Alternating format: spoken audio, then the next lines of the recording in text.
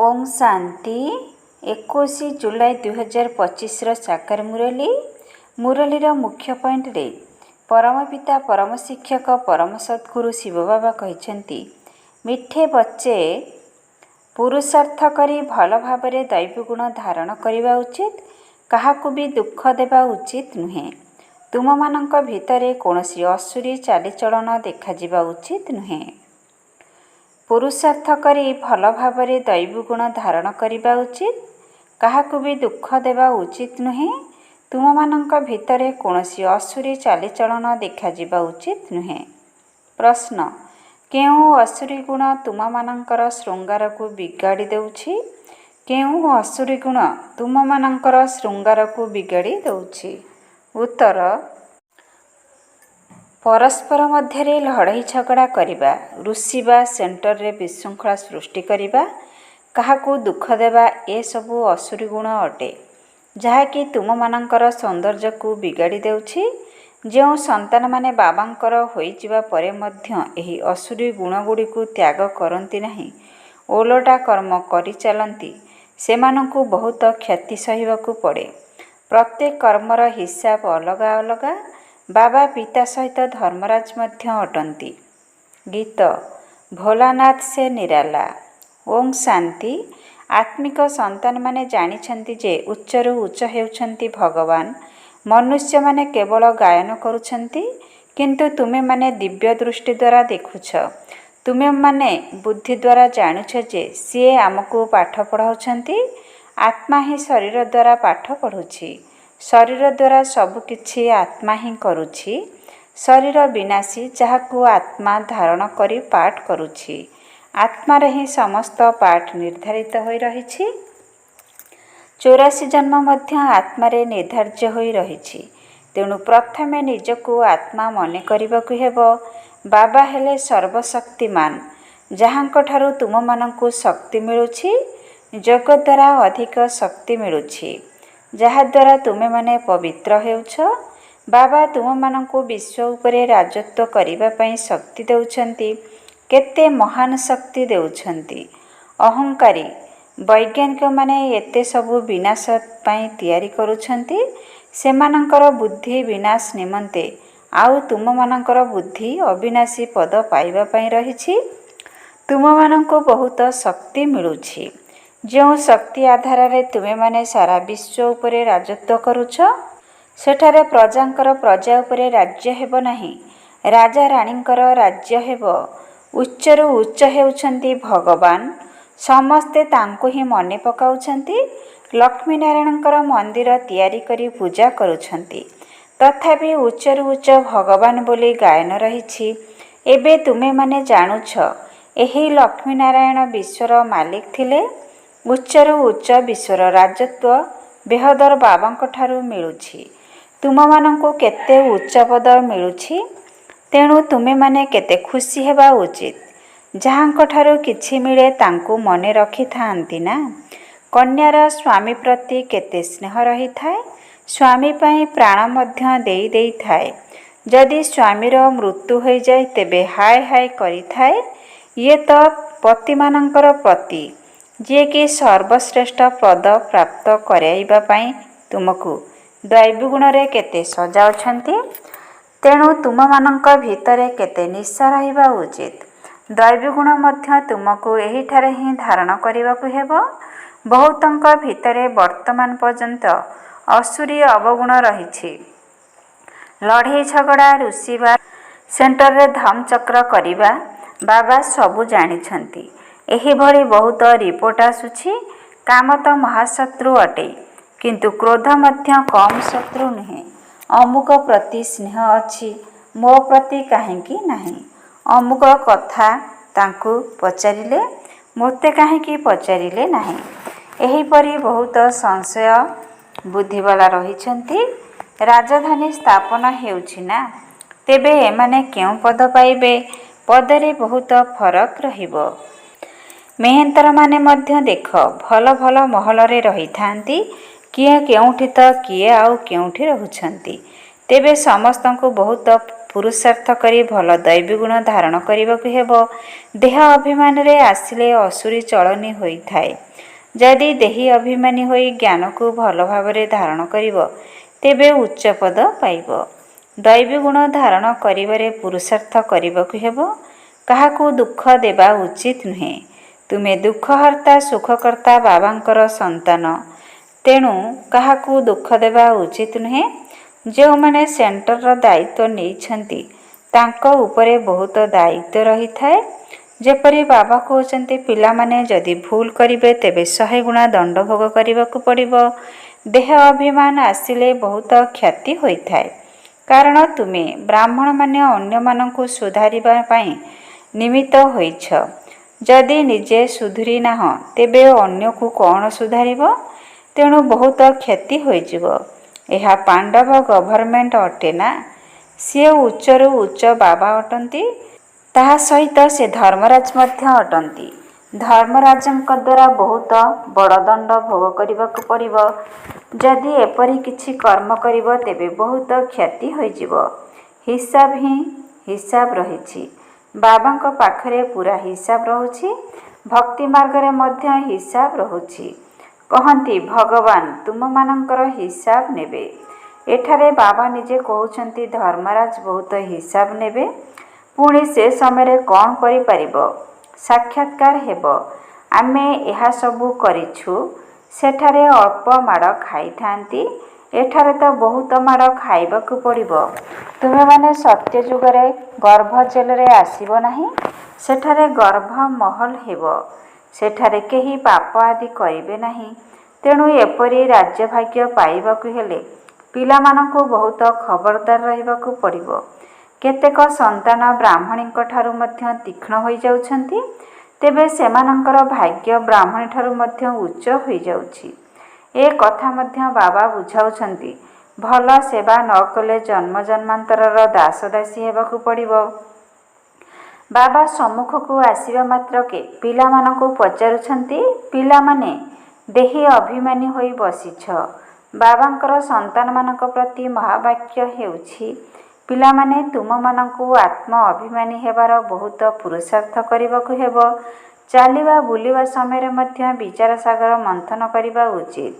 ଏମିତି ବହୁତ ସନ୍ତାନ ଅଛନ୍ତି ଯେଉଁମାନେ ଭାବୁଛନ୍ତି ଆମେ ଜଲ୍ଦି ଜଲ୍ଦି ଏହି ନର୍କ ଛି ଛି ଦୁନିଆରୁ ସୁଖଧାମକୁ ଚାଲିଯିବୁ। ବାବା କହୁଛନ୍ତି ଭଲ ଭଲ ମହାରଥୀମାନେ ମଧ୍ୟ ଯୋଗରେ ଫେଲ୍ ହୋଇଯାଉଛନ୍ତି। ସେମାନଙ୍କୁ ମଧ୍ୟ ମୁଁ ପୁରୁଷାର୍ଥ କରାଉଛି। ଯୋଗ ନଥିଲେ ଏକଦମ ତଳକୁ ଖସିଯିବେ। ଜ୍ଞାନ ତ ବହୁତ ସହଜ। ସୃଷ୍ଟିର ସାରା ଇତିହାସ ଭୂଗୋଳ ବୁଦ୍ଧିରେ ରହିଯାଉଛି। ଏମିତି ବହୁତ ଭଲ ଭଲ କନ୍ୟା ଅଛନ୍ତି ଯେଉଁମାନେ ପ୍ରଦର୍ଶନୀ ବୁଝାଇବାରେ ବହୁତ ତୀକ୍ଷ୍ଣ ଅଟନ୍ତି, କିନ୍ତୁ ଯୋଗ ନାହିଁ, ଦୈବଗୁଣ ମଧ୍ୟ ନାହିଁ। କେବେ କେବେ ମୋର ବିଚାର ଆସୁଛି, ବର୍ତ୍ତମାନ ସନ୍ତାନମାନଙ୍କର ଅବସ୍ଥା ଦେଖ କିଭଳି। ଦୁନିଆରେ କେତେ ଦୁଃଖ ରହିଛି। ଜଲ୍ଦି ଜଲ୍ଦି ଏହା ଶେଷ ହୋଇଯାଉ। ଅପେକ୍ଷା କରି ବସିଛନ୍ତି ଜଲ୍ଦି ସୁଖଧାମକୁ ଯିବୁ। ଯିବା ପାଇଁ ଛଟପଟ ହେଉଛନ୍ତି। କାହିଁକିନା ବାବା ଆମକୁ ସ୍ୱର୍ଗର ରାସ୍ତା ବତାଉଛନ୍ତି। ଯେପରି ବାବାଙ୍କୁ ଦେଖିବା ପାଇଁ ଛଟପଟ ହେଉଛନ୍ତି, ଭାବୁଛନ୍ତି ଏପରି ବାବାଙ୍କ ସମ୍ମୁଖକୁ ଯାଇ ପ୍ରତିଦିନ ଶୁଣିବୁ। ଏବେ ବୁଝିପାରୁଛନ୍ତି ଯେ ସେଠାରେ କୌଣସି ଜଞ୍ଜାଳ ନାହିଁ। ବାହାରେ ରହିଲେ ସମସ୍ତଙ୍କ ସହିତ ସମ୍ପର୍କ ରଖିବାକୁ ପଡ଼ିଥାଏ, ନଚେତ୍ ଅସୁବିଧା ହୋଇଯିବ। ସେଥିପାଇଁ ସମସ୍ତଙ୍କୁ ଧୈର୍ଯ୍ୟ ଦେଉଛନ୍ତି। ଏଥିରେ ବହୁତ ଗୁପ୍ତ ମେହନତ ରହିଛି। ଯୋଗବଳ ଜମା କରିବାର ମେହନତ କେହି କରୁନାହାନ୍ତି।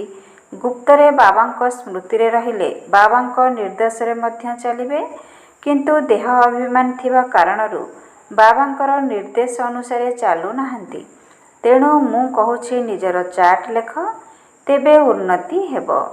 ଏ କଥା କିଏ କହୁଛନ୍ତି? ଶିବ ବାବା। ଯଦି ଶିକ୍ଷକ କାମ ଦିଅନ୍ତି ତେବେ ତାହା କରିଆସିଥାନ୍ତି ନା। ଏଠାରେ ଭଲ ଭଲ ସନ୍ତାନମାନଙ୍କୁ ମଧ୍ୟ ମାୟା କରିବାକୁ ଦେଉନାହିଁ।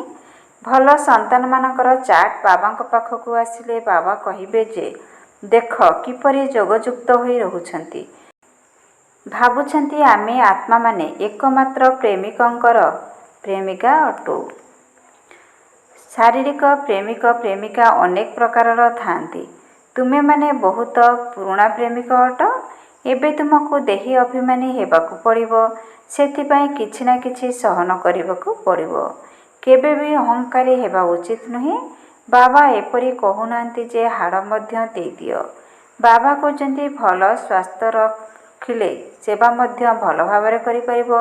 ବେମାର ହେଲେ ପଡ଼ି ରହିବ। କେହି କେହି ଡାକ୍ତରଖାନା ମାନଙ୍କରେ ମଧ୍ୟ ବୁଝାଇବାରେ ସେବା କରୁଛନ୍ତି।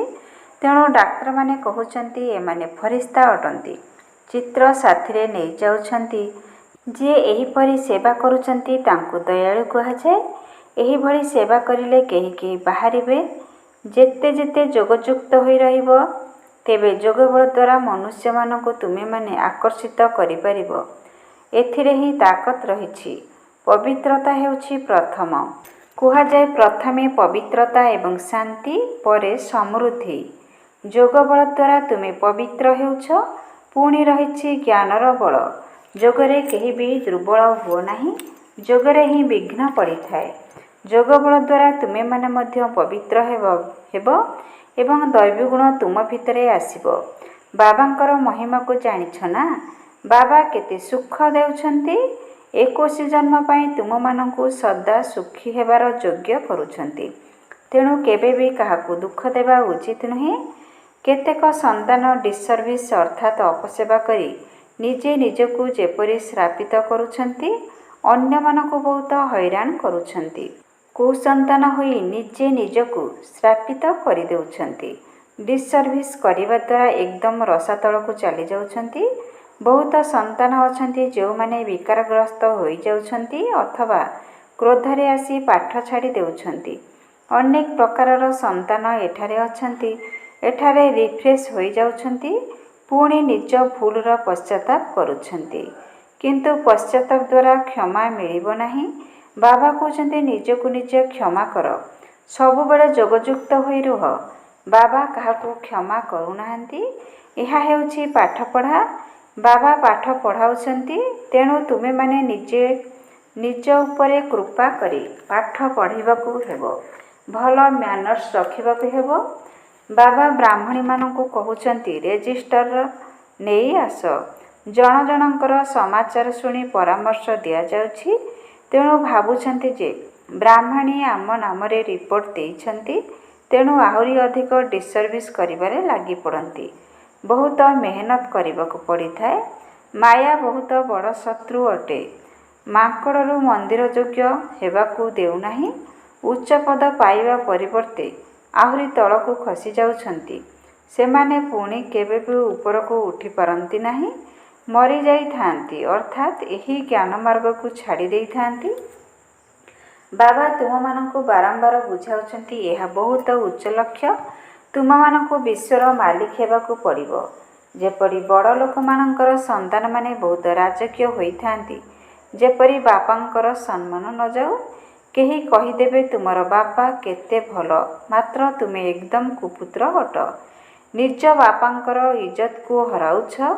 ଏଠାରେ ସମସ୍ତେ ନିଜର ଇଜ୍ଜତକୁ ହରାଉଛନ୍ତି। ତେଣୁ ବହୁତ ଦଣ୍ଡ ଭୋଗ କରିବାକୁ ପଡ଼ୁଛି। ସେଥିପାଇଁ ବାବା ନିର୍ଦ୍ଦେଶ ଦେଉଛନ୍ତି ବହୁତ ଖବରଦାର ହୋଇ ରୁହ। ଜେଲ ବାର୍ଡସ୍ ହୁଅ ନାହିଁ। ଏଠାରେ ମଧ୍ୟ ଜେଲ ବାର୍ଡସ୍ ଅଛନ୍ତି। ସତ୍ୟ ଯୁଗରେ କୌଣସି ଜେଲ ରହିବ ନାହିଁ। ତଥାପି ପାଠ ପଢ଼ି ଉଚ୍ଚ ପଦ ପାଇବାକୁ ହେବ। କୌଣସି ଭୁଲ କରିବା ଉଚିତ ନୁହେଁ। କାହାକୁ ଦୁଃଖ ଦେବା ଉଚିତ ନୁହେଁ। ଯୋଗର ଯାତ୍ରାରେ ରହିବାକୁ ହେବ। ଶେଷ ସମୟରେ ଯୋଗ ହିଁ କାମରେ ଆସିବ। ପ୍ରଦର୍ଶନୀରେ ଏହି ମୁଖ୍ୟ କଥା ବତାଅ। ବାବାଙ୍କ ସ୍ମୃତି ଦ୍ୱାରା ହିଁ ପବିତ୍ର ହୋଇପାରିବ। ପବିତ୍ର ହେବାକୁ ସମସ୍ତେ ଚାହୁଁଛନ୍ତି। ଏହା ହେଉଛି ହିଁ ପତିତ ଦୁନିଆ। ସମସ୍ତଙ୍କର ସଦ୍ଗତି କରିବା ପାଇଁ ଏକମାତ୍ର ବାବା ହିଁ ଆସୁଛନ୍ତି।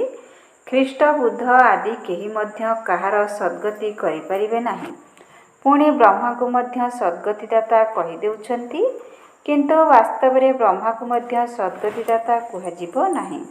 ସିଏ ଦେବୀ ଦେବତା ଧର୍ମର ନିମିତ୍ତ ଅଟନ୍ତି। ଯଦିଓ ଦେବୀ ଦେବତା ଧର୍ମର ସ୍ଥାପନା ଶିବ ବାବା କରୁଛନ୍ତି, ତଥାପି ନାମ ତ ରହିଛି ନା, ବ୍ରହ୍ମା, ବିଷ୍ଣୁ, ଶଙ୍କର। ତ୍ରିମୂର୍ତ୍ତି ବ୍ରହ୍ମା କହିଦେଉଛନ୍ତି।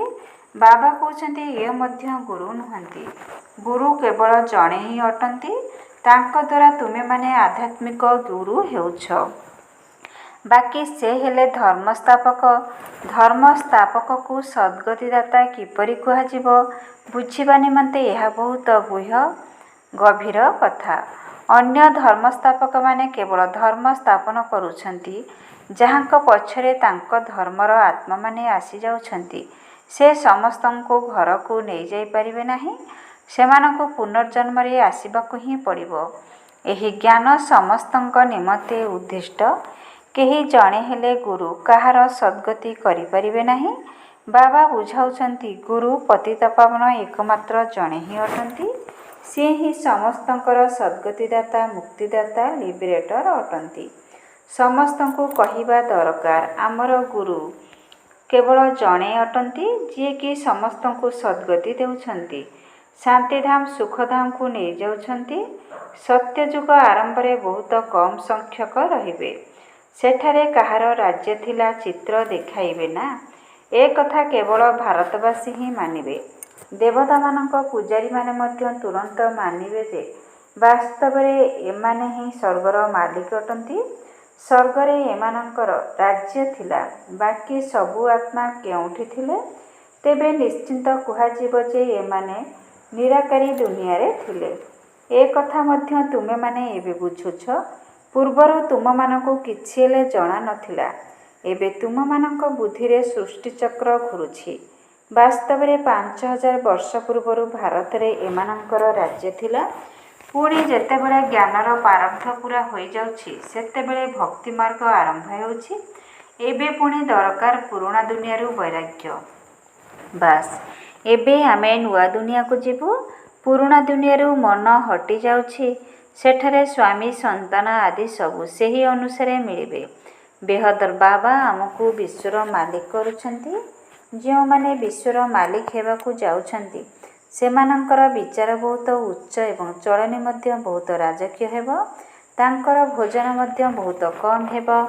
ଅଧିକ ଲୋଭ ରହିବା ଉଚିତ ନୁହେଁ। ଯୋଗଯୁକ୍ତ ହୋଇ ରହୁଥିବା ସନ୍ତାନମାନଙ୍କର ଭୋଜନ ମଧ୍ୟ ବହୁତ ହାଲକା ସୂକ୍ଷ୍ମ ହେବ। ବହୁତଙ୍କର ଖାଇବାରେ ମଧ୍ୟ ବୁଦ୍ଧି ଚାଲିଯାଉଛି। ତୁମମାନଙ୍କ ଭିତରେ ଖୁସି ରହୁଛି ଯେ ଆମେମାନେ ବିଶ୍ୱର ମାଲିକ ହେବାକୁ ଯାଉଛୁ। କୁହାଯାଏ, ଖୁସି ସଦୃଶ ଖୋରାକ ନାହିଁ। ସର୍ବଦା ଏହିପରି ଖୁସିରେ ରହିଲେ ଖାଦ୍ୟ ପାନୀୟ ମଧ୍ୟ ବହୁତ କମ୍ ହୋଇଯିବ। ବହୁତ ଖାଇବା ଦ୍ୱାରା ଭାରୀ ହୋଇଯାଇଥାନ୍ତି, ପୁଣି ନିଦରେ ଢୁଳାଇଥାନ୍ତି। ଗୁଟ୍ଖା ଖାଇଥାନ୍ତି, ପୁଣି କୁହନ୍ତି ବାବା ନିଦ ଆସୁଛି। ତେଣୁ ଭୋଜନ ସର୍ବଦା ଏକରସ ହେବା ଉଚିତ। ଏପରି ନୁହେଁ ଯେ ଭଲ ଭୋଜନ ହେଲେ ବହୁତ ଖାଇଦେବେ। ଆଚ୍ଛା, ମିଠା ମିଠା ଶିଖିଲେ ସନ୍ତାନମାନଙ୍କ ପ୍ରତି ମାତାପିତା ବାପଦାଦାଙ୍କର ମଧୁର ସ୍ନେହସମ୍ପନ୍ନ ଶୁଭେଚ୍ଛା ଏବଂ ସୁପ୍ରଭାତ। ଆତ୍ମିକ ପିତାଙ୍କର ଆତ୍ମିକ ସନ୍ତାନମାନଙ୍କୁ ନମସ୍ତେ। ଆତ୍ମିକ ସନ୍ତାନମାନଙ୍କର ଆତ୍ମିକ ପିତାଙ୍କୁ ନମସ୍ତେ ନମସ୍ତେ ନମସ୍ତେ। ଓଁ ଶାନ୍ତି। ମେରା ବାବା, ପ୍ୟାରା ବାବା, ମିଠା ବାବା, ଶୁକ୍ରିୟା ବାବା। ଓଁ ଶାନ୍ତି। ଧାରଣା ପାଇଁ ମୁଖ୍ୟସାର। 1ରେ ଆମେ ଦୁଃଖହର୍ତ୍ତା ସୁଖକର୍ତ୍ତା ବାବାଙ୍କର ସନ୍ତାନ। ତେଣୁ ଆମକୁ କାହାକୁ ବି ଦୁଃଖ ଦେବାର ନାହିଁ। ଅପସେବା କରି ନିଜେ ନିଜକୁ ଶ୍ରାପିତ କରିବାର ନାହିଁ। ଆମେ ଦୁଃଖହର୍ତ୍ତା ସୁଖକର୍ତ୍ତା ବାବାଙ୍କର ସନ୍ତାନ। ତେଣୁ ଆମକୁ କାହାକୁ ବି ଦୁଃଖ ଦେବାର ନାହିଁ।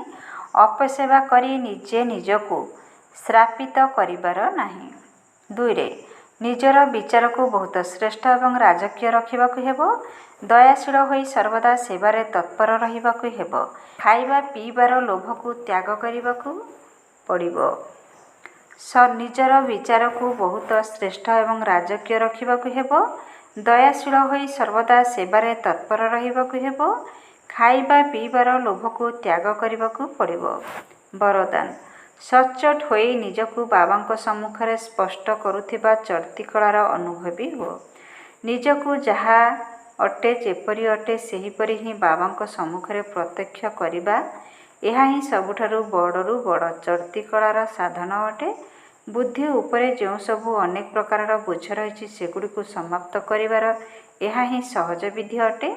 ସଚ୍ଚୋଟ ହୋଇ ନିଜକୁ ବାବାଙ୍କ ସମ୍ମୁଖରେ ସ୍ପଷ୍ଟ କରିବା ଅର୍ଥ ପୁରୁଷାର୍ଥର ମାର୍ଗକୁ ସ୍ପଷ୍ଟ କରିବା।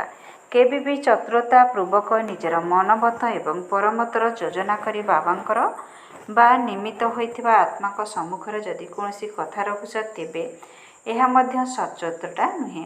ସଚ୍ଚୋଟତା ଅର୍ଥାତ୍ ଯେପରି ବାବା ଯିଏ ଅଟନ୍ତି ଯାହା ଅଟନ୍ତି ପିଲାମାନଙ୍କ ସମ୍ମୁଖରେ ପ୍ରତ୍ୟକ୍ଷ ଅଟନ୍ତି, ସେହିପରି ପିଲାମାନେ ମଧ୍ୟ ବାବାଙ୍କ ସମ୍ମୁଖରେ ପ୍ରତ୍ୟକ୍ଷ ହେବା ଦରକାର। ସ୍ଲୋଗାନ ସଚ୍ଚା ତପସ୍ୱୀ ତାଙ୍କୁ କୁହାଯିବ ଯେଉଁମାନେ ସର୍ବଦା ସର୍ବସ୍ୱ ତ୍ୟାଗୀର ପୋଜିସନରେ ରହୁଥିବେ।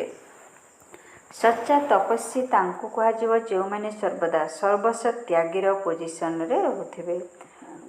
ଓଁ ଶାନ୍ତି। ଆଜିର ଅବ୍ୟକ୍ତ ଇଶାରାରେ ବାବା କହିଛନ୍ତି, ସଂକଳ୍ପ ଶକ୍ତିକୁ ଜମା କରି ଶ୍ରେଷ୍ଠ ସେବାର ନିମିତ୍ତ ହୁଅ।